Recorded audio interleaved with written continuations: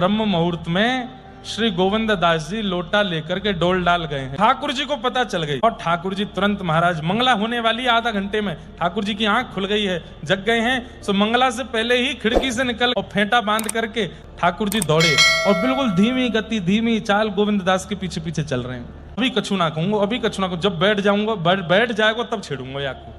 और श्री गोविंद दास जी जब बिल्कुल अपना सब वस्त्र आदि सब व्यवस्थित करके जैसे ही विराजे, तो ही ठाकुर जी वहां पर बेर का एक वृक्ष लगा था, वहां से बेर तोड़े, बेर पकड़ करके निशानों लगामे और सीधे गोविंद दास के ऊपर। अब अकेले वन में चुपचाप गोविंद दास बेर आकर के पड़े, तो गोविंद दास जी कौन है थोड़े थोड़े परेशान से हो जाएं। फिर थोड़ी देर बाद ठाकुर जी बेर लेके कहीं पीछे चले जाएं, फिर पीछे से प्रहार करें, कभी इधर से मारे कभी उधर से मारे। खूब देर हो गई, गोविंद दास जी बेचारे बड़े परेशान हो गए, स्थान बदलने लगे, यहाँ से वहां कूदने लगे, क्या करें। ठाकुर जी तो पीछा ही नहीं छोड़े। इतने में ही गोविंद दास ने देख ली, क्या पीतम्बरी, अरे कन्हैया लाला तू आयो का।